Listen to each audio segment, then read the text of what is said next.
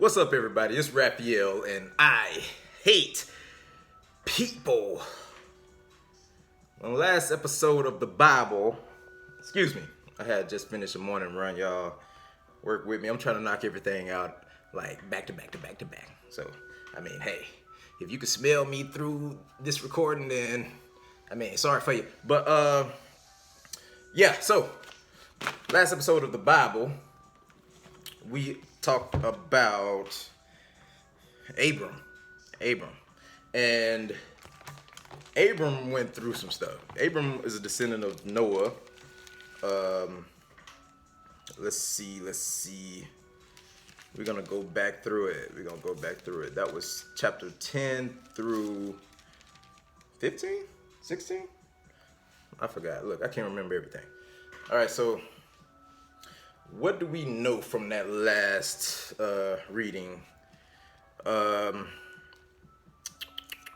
of Noah's peoples, they were fruitful. There was a lot of humping going on, a lot of kid making. And let's see, they spread out into their own territories, their clans within their nations, each with its own language. So they started the whole language thing. The Canaanite clan scattered. Let's see. These were the sons of Ham. Remember, Ham was one of Noah's first children. The Canaanites were sons of Ham. Let's see. I highlighted some stuff so we can recap. You know what I mean? Because I just don't remember everything. The sons of Shem, they had the clan of, oh snap. Terrible highlighting.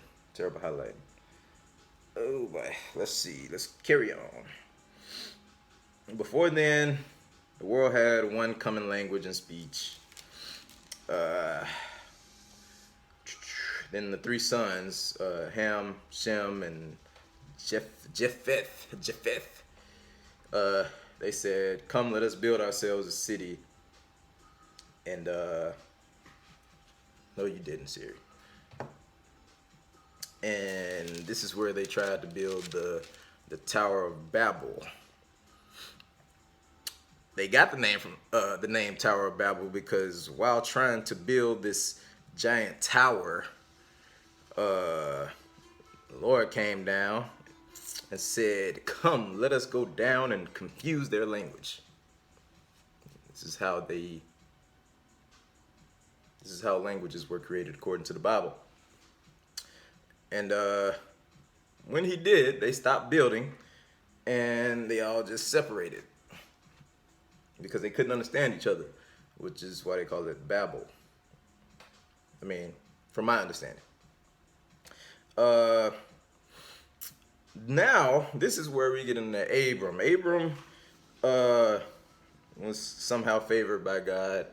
I don't know. I guess he was just the only good person out there in the world. But God said to Abram, "Go from your country, your people, and your fathers, and to a land I will show you. I will bless you." Abram went. His nephew Lot went with him. Abram was 75 at the time. And Abram messed around and got in a whole bunch of stuff. Excuse me. I'm sorry. Abram left his town. I don't know what that town was at the time, but he left it, went to Egypt. Told his wife to say, "I'm your brother," because if these people out here see how beautiful you are, which they will see me and think you're my wife and they'll kill me. So he said, "I'm your brother. That way I get fair treatment and we both get to live." And she did. But God inflicted a disease on the Pharaoh. The Pharaoh had took the wife and made her his wife. But yeah, Uh, he inflicted this disease on Pharaoh and his household because of Abram's wife. And Pharaoh told them to get the fuck out of here. Y'all fucking me up. And they did. So they went up north from Egypt to the Negev, whatever that is, and Lot went with them. And quarreling arose. They started beefing because it was just too much going on. It was a whole lot. Like Lot had his own people, Abram had his own people, and yeah, they just got into it. Their people, not Lot and Abram, but Lot's people and Abram's people got into it. And Abram said, "Hey, let's go out and find our own land." So they separated, and Abram lived in the land of Canaan. Lot lived among the cities of the plain and pitched his tents near Sodom. And this is where things got interesting because there were some kings who joined forces. It's like 4 or 5 kings joined forces, and they decided to take over the land that Lot was in. And they seized like everything, the food and everything. And they took Abram's nephew Lot with them. Like they took everything. But a man who was an accomplice of Lot, whoever he was, he escaped and reported to Abram all this bad news. And Abram, he was like, it's time to rally up, baby. Called 318 trained men. They went to whatever that name is, Keter Laumer, and yeah, they went and got Lot back. They went and like restored everything, and the king of Sodom said, "Give me the people and keep the goods for yourself." Abram said, "I have a sworn oath to the Lord God. I will accept nothing belonging to you. I've made, whoa. Yeah. He made an oath he made an oath to God, said he'll accept nothing belonging to the king of Sodom." So, basically, the king of Sodom can never say he made Abram rich. And man, it's just a whole bunch of stuff that happened. God told Abram to bring him a heifer, a goat, and a ram, each 3 years old, along with a dove and a young pigeon. What type of sacrifice is going on here? But hey, Abram obeyed, brought it to him.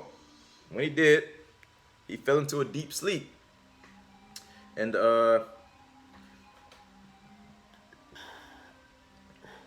excuse me. Drinking all this water.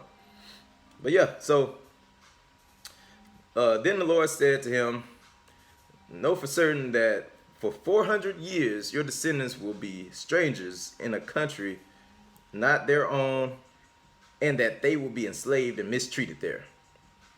I had to highlight this whole little section because it gets deep. It reminds me of something.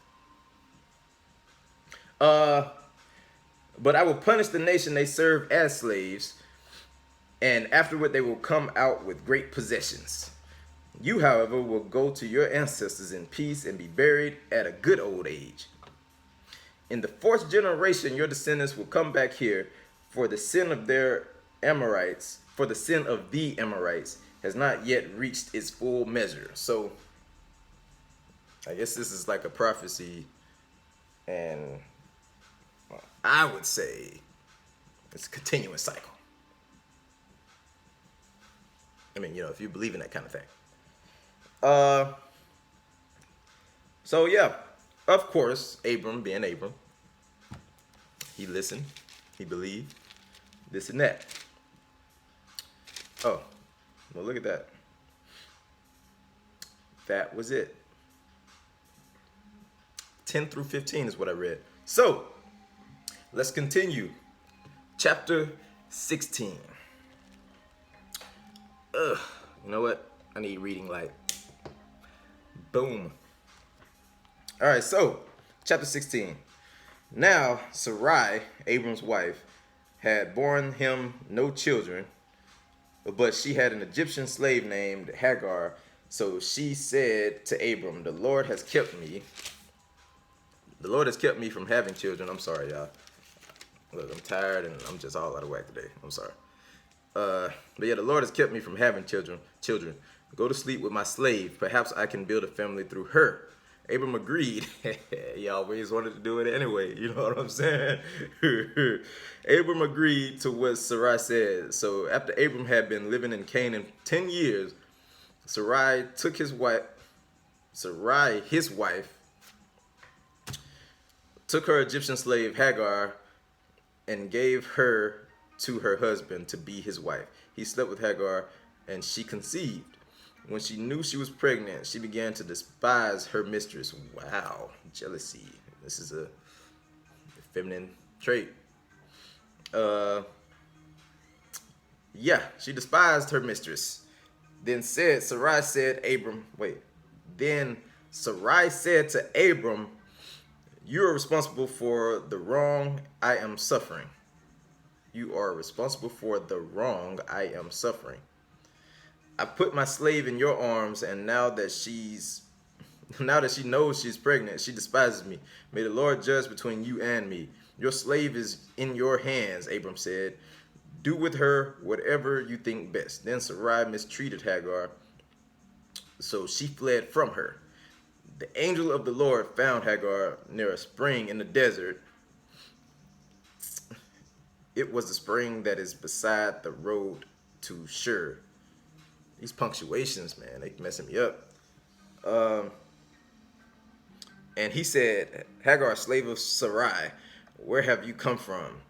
And where are you going? I'm running away from my mistress Sarai, she answered. Then the angel of the Lord told her, go back to your mistress and submit to her. The angel added, I will increase your descendants so much that they will be too numerous to count. The angel of the Lord said to her, The angel of the Lord also said to her, you are now pregnant, and you will give birth to a son. You shall name him Ishmael, for the Lord has heard of your misery. He will be a wild donkey of a man. His hand will be against everyone, and everyone's hand against him. And he will live in hostility toward all his brothers. She gave his name to the Lord who spoke to her. You are the God who sees me. For she said, I have now seen the one who sees me. That is why, I don't know what's going on with my focus, y'all. That is why the well was called Beer, Beer, Lahai, Lahai, Roy, Roi. It is still there between Kadesh and Bered. So Hagar bore Abram a son, and Abram gave the name Ishmael to the son she had born. Abram was 60, oh my God, what is up with my focus? 86 years old. Abram was 86. I'm so sorry. 86 years old when Hagar bore him Ishmael. Okay, that was chapter 16. 17. When Abram was 99 years old, the Lord appeared to him and said, I am God Almighty. I don't see why he felt like he had to do that, but all right. I am God Almighty. Walk before me faithfully and be blameless. Then I will make my covenant between me and you and will greatly increase your numbers. Abram fell face down, and God said to him, as for me, this is my covenant with you. You will be the father of many nations. No longer will you be called Abram. Your name will be Abraham. Father Abraham had many sons. You know how the song go. I gotta highlight that. All right, so you will be father of many nations. No longer be called Abram. Name will be Abraham. All right. Now, verse 6. I will make you very fruitful. I will make nations of you, and kings will come from you. I will establish my covenant as an everlasting covenant between me and you and your descendants after you for the generations to come, to be your God and the God of your descendants after you. The whole land of Canaan, where you now reside as a foreigner, I will give as an everlasting possession to you and your descendants after you, and I will be their God. Why did he repeat himself so much? 9.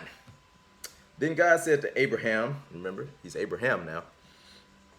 As for you, you must keep my covenant, you and your descendants after you, for the generations to come.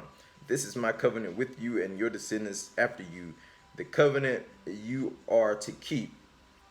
Every male among you shall be circumcised. Why does that matter? You are to undergo circumcision, and it will be the sign of the covenant between me and you. So circumcision is a sign that we are continuing this great promise or deal. 12. For generations to come. You know what? I'm sorry. Maybe I should write that. I like that.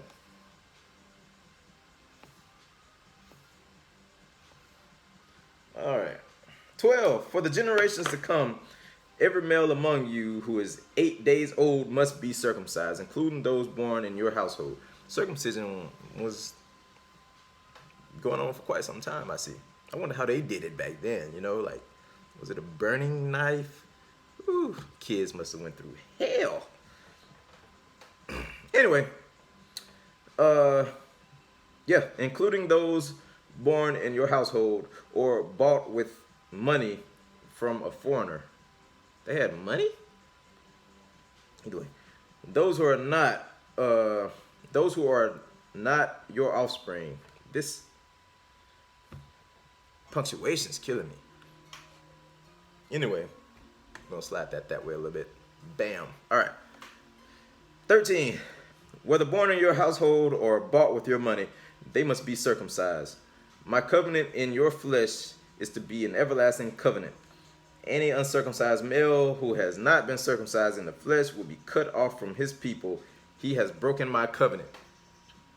So if you're not circumcised, that's why bad things happen to you. That right there. Anyway, what was I? Any uncircumcised male who has not been circumcised in the flesh will be cut off. Okay. 15.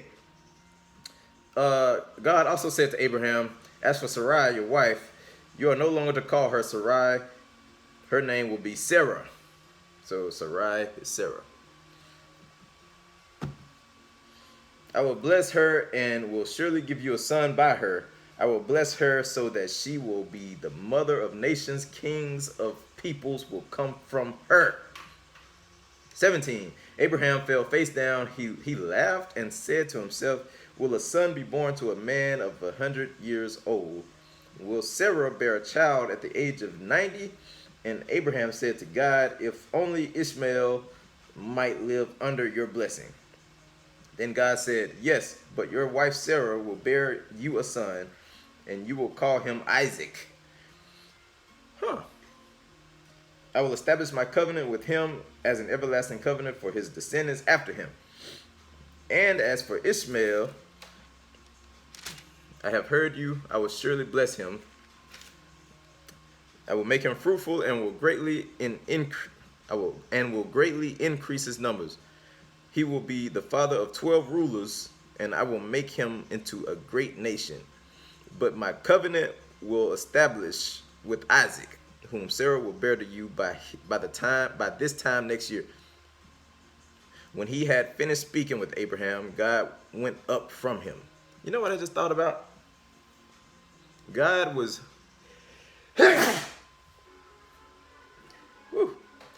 God really don't like humans. he's like me. God hates the way people are, and he saw great things in Abraham. So with that, God said, let me change the world. This is a theory. Let me change the world by picking this one man who can be fruitful and hopefully make more great men. And in the end, the world will be filled with good people. That's my theory, and I'm sticking to it. So 23.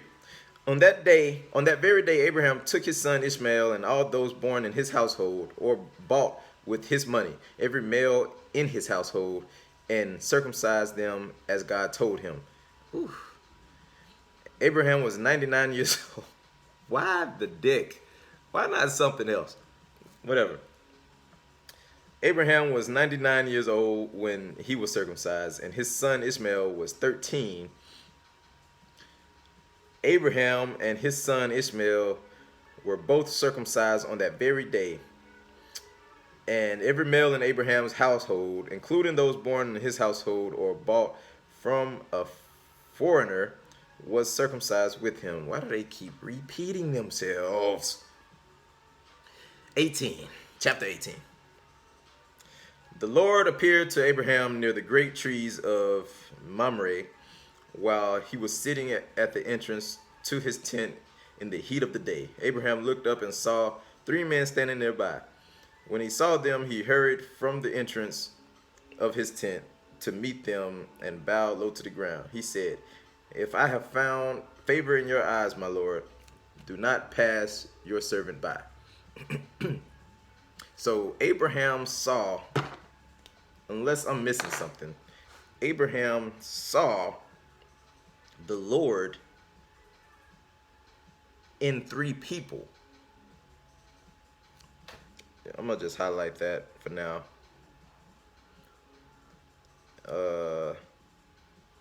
Saw 3 men standing nearby. When he saw them, he heard from.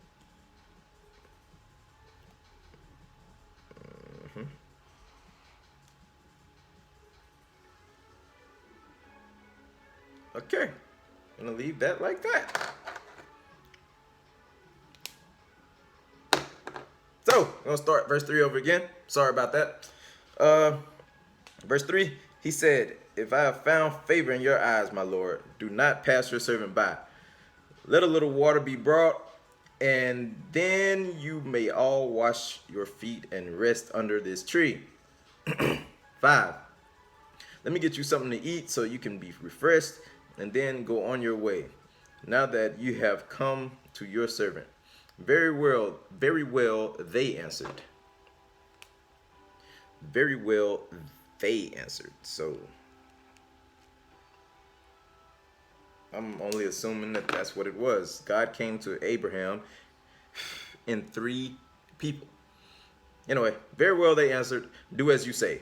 So Abraham hurried into the tent to Sarah. Quick, he said, get 3 C's, I guess, SEAHS, of the finest flour, and knead it and bake some bread.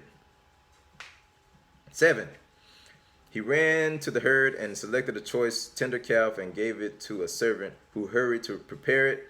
He then brought some curds, curds, curds, and milk. And milk. He then brought some curds and milk and the calf that had been prepared, and set these before them. It's confusing. While they ate, he stood near them under a tree. "Where's your wife Sarah?" they asked him. "There in the tent," he said. Then one of them said, "I will surely return to you about this time next year, and Sarah, your wife, will have a son." Now Sarah was listening at the entrance to the tent, which was behind him. Abraham and Sarah were already very old, and Sarah was past the age of childbearing. So Sarah laughed to herself as she thought, after I am worn out, this is when you want to give me a child? After I am worn out and my Lord is old, I will now have this pleasure. Finally. 13. Excuse me. Then the Lord said to Abraham, why did Sarah laugh and say, will I really have a child now that I am old? Is anything too hard for the Lord? I will return to you at the appointed time next year, and Sarah will have a son. Sarah was afraid, so she lied and said, I did not laugh. But he said, yes, you did laugh. Don't lie to me, woman. 16. When the men got up to leave, they looked down towards Sodom, and Abraham walked along with them to see them on their way. Then the Lord said, shall I hide from Abraham what I am about to do? Then the Lord said, shall I hide from Abraham what I'm about to do? Whatever. Abraham will surely become a great and powerful nation, and all nations on earth will be blessed through him. For I have chosen him so that he will direct his children and his household after him to keep the way of the Lord by doing what is right and just, so that the Lord will bring about for Abraham what he has promised. I do not like the lingo. I swear to God, it just trips me out. 20. Then the Lord said, the outcry against Sodom and Gomorrah is so great, and their sin is so grievous, that I will go down and see if what they have done is as bad as the outcry that has reached me. If not, I will know. This is 22. The men turned away and went toward Sodom, but Abraham remained standing before the Lord. Then Abraham approached him and said, will you sweep away the righteous with the wicked? What if there are 50 righteous people in the city? Will you really sweep it away and not spare the place for the sake of the 50 righteous people in it? 25. Far be it from you to do such a thing, to kill the righteous with the wicked, treating the righteous and the wicked alike. Far be it from you. Will not the judge of all the earth do right? Will not the judge of all the earth do right? Abraham is preaching to the Lord God. 26. The Lord said, if I find 50 righteous people in the city of Sodom, I will spare the whole place for their sake. If there is that many people in that city, I won't even fuck with them, bro. Like, I underestimated. Then, this is 27. Then Abraham spoke up again. Now that I have been so bold as to speak to the Lord, though I am nothing but dust and ashes, what if the number of the righteous is 5 less than 50? Abraham getting smart. Boy, you better tread lightly, boy. Will you destroy the whole city for a lack of 5 people? If I find 45 there, he said, I will not destroy it. Once again, he spoke to him. Abraham better chill. Boy, you better chill. 29. Once again, he spoke to him.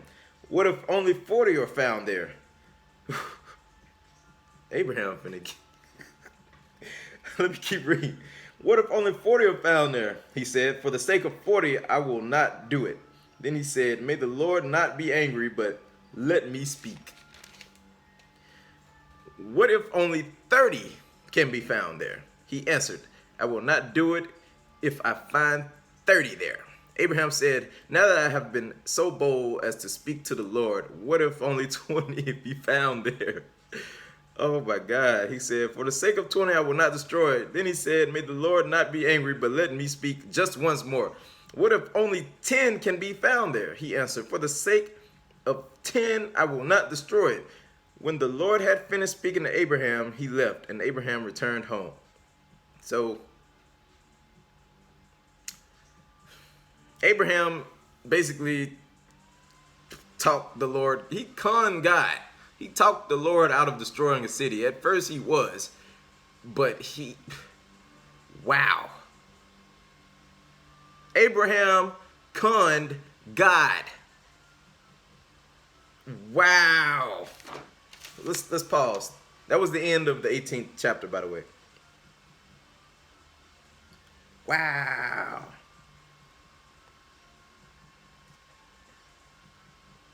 We got to go back. That was verse 22 in chapter 18. The men turned away and went toward Sodom, but Abraham remained standing before the Lord. Then Abraham approached him and said, "Will you sweep away the righteous?" Abraham approached him in 23. "Will you sweep away the righteous with the wicked?"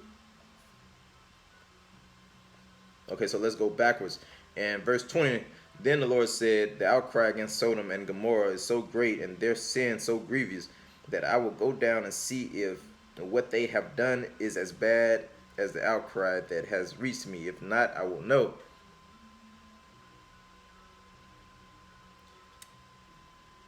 So, I mean, I guess it's not that God said he would do anything to him. They just, hold on, let's go back some. Let's see. This verse 16, men got up to leave. They looked toward Sodom. Abraham walked with them. Then the Lord said, "Shall I hide from what I'm about to do? Shall I hide from," why was this said? Is he saying that he's about to do something to him? "Shall I hide from Abraham what I am about to do? Abraham will surely become a great and powerful nation, and all nations on earth will be blessed through him. For I have chosen him to direct his children." I don't know. Either way, starting at 23, that's when Abraham starts questioning the Lord God. And he talked him down from 50 to 10. Wow.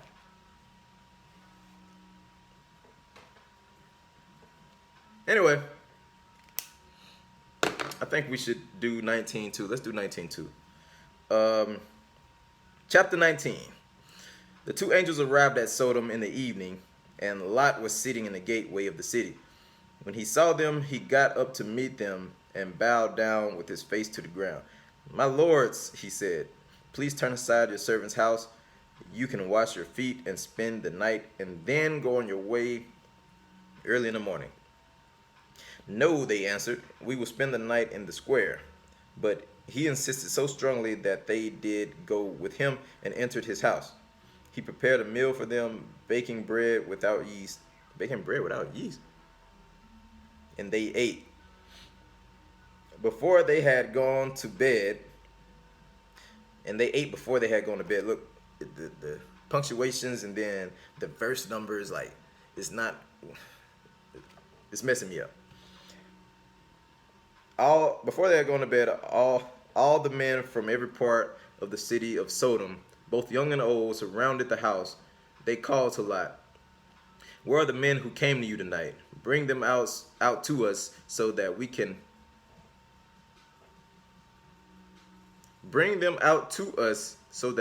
have sex with them."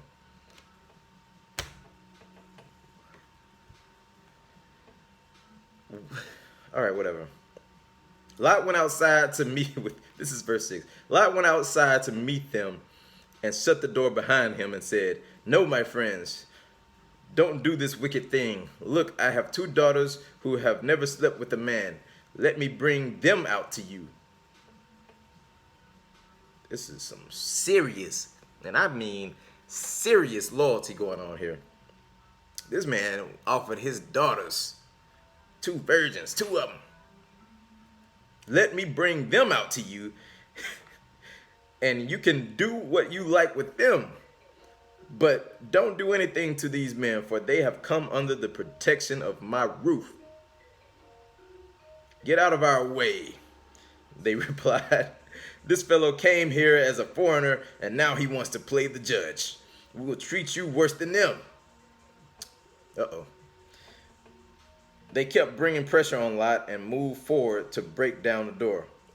But the men inside reached out and pulled Lot back into the house and shut the door. Then they struck the men who were at the door of the house, young and old, with blindness, so that they could not find the door. Oh. These are the holy men or whatever. I don't know if these men are actually a part of God or not. I'm lost, but let's just keep reading. Verse 12. The two men said to Lot, "Do you have anyone else there, sons-in-law, sons or daughters, or anyone else in the city who belongs to you? Get them out of here, because we are going to destroy this place. The outcry to the Lord against his people is so great that he has sent us to destroy it. So Lot went out and, whoa, wait a minute. Oh, these are the two men that are with Lot, who Lot is trying to protect or whatever. Okay. They said that to him. So basically they're saying, Lot, get all of your people, get out of here. We finna tear this motherfucker down. 14. So Lot went out and spoke to his sons-in-law, who were pledged to marry his daughters. He said, hurry and get out of this place, because the Lord is about to destroy the city. But his sons-in-law thought he was joking. With the coming of dawn, the angels urged Lot, saying, hurry, take your wife and your two daughters who are here, or you will be swept away when the city is punished. When he hesitated, the men grasped his hand. The men grasped his hand and the hands of his wife and of his two daughters, and led them safely out of the city, for the Lord was merciful to them. As soon as they had brought them out, one of them said, flee for your lives. Don't look back, and don't stop anywhere in the plain. Flee to the mountains, or you will be swept away. 18. But Lot said to them, no, my lords, please, your servant has found favor in your eyes, and you have shown great kindness to me in sparing my life. But I can't flee to the mountains. This disaster will overtake me, and I'll die. 20. Look, here is a town near enough to run to, and it is small. Let me flee to it. It is very small, isn't it? Then my life will be spared. 21. He said to him, very well, I will grant this request too. I will not overthrow the town you speak of, but flee there quickly, because I cannot do anything until you reach it. In parentheses, it says, that is why the town was called Zoar. I mean, that doesn't explain it, but all right. 23. By the time Lot reached Zoar, the sun had risen over the land. Then the Lord rained down burning sulfur on Sodom and Gomorrah from the Lord out of the heavens. Thus he overthrew those cities and the entire plain, destroying all those living in the cities, and also the vegetation in the land. But Lot's wife looked back, and she became a pillar of salt.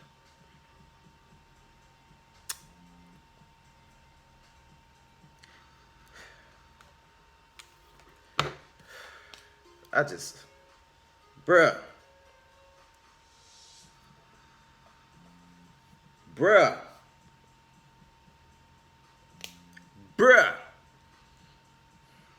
This is where that come from? I didn't know that's where it come from.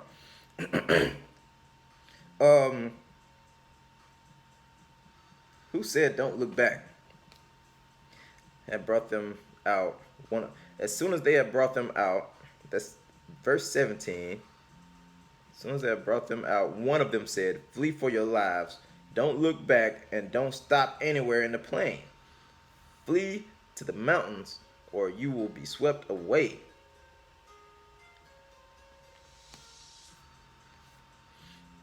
But Lot said to them, no, my lords, please, coming down, saying, or take your wife.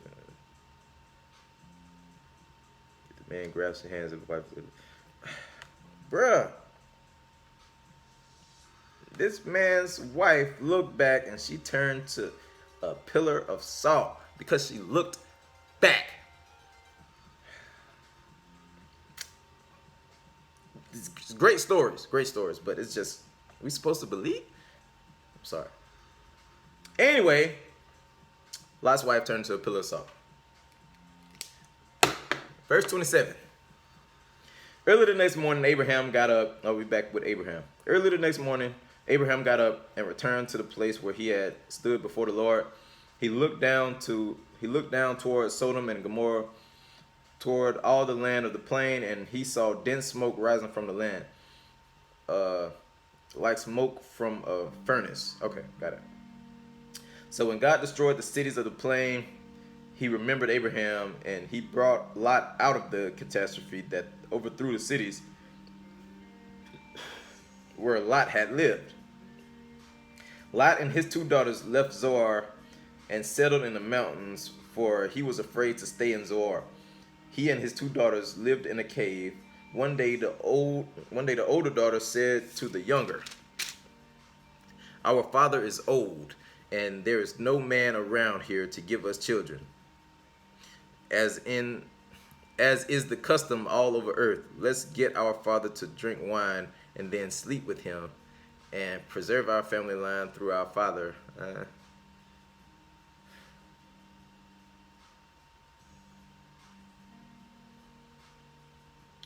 33. That night they got their father to drink wine, and the older daughter went in and slept with him. He was not aware of it when she lay down or when she got up. What? There's no way he was that toe up. The next day the older daughter said to the younger, "Last night I slept with my father. Let's get him to drink wine again tonight, and you go in and sleep with him so we can preserve our family line through our father." So they got their father to drink wine that night also, and the younger daughter went in and slept with him. Again, he was not aware of it when she lay down or when she got up. So both of Lot's daughters became pregnant by their father. The older daughter had a son, and she named him Moab, Moab. He is the father of the Moabites, the Moabites, whatever, of today, the Moabites of today. The younger daughter also had a son, and she named him Ben, Ben-Ammi,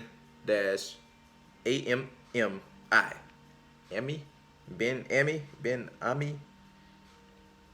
He is the father of the Ammonites of today. I'm gonna be real. I kind of want to keep going. Hey, hang in there. If you can't, I'm sorry. I think I'm gonna keep it going. I'm gonna keep it pushing. Chapter 20. Now Abraham moved on from there into the region of the Negev and lived between Kadesh and Shur. For a while he stayed in Gerar, and there Abraham said of his wife Sarah, "She is my sister." Then Abimelech, king of Gerar, sent for Sarah and took her. But God came to Abimelech in a dream one night and said to him, "You are as good as dead because of the woman you have taken." Whoa. She is a married woman. Now Abimelech had not gone near her, so he said, "Lord, will you destroy an innocent nation? Did he not say to me, 'She is my sister'? And didn't she also say, 'He is my brother'? I have done this with a clear conscience and clean hands." Then the Lord said to him in the dream, "Yes, I know you did this with a clear conscience, and so I have kept you from sinning against me. That is why I did not let you touch her. Now return the man's wife, for he is a prophet, and he will pray for you, and you will live.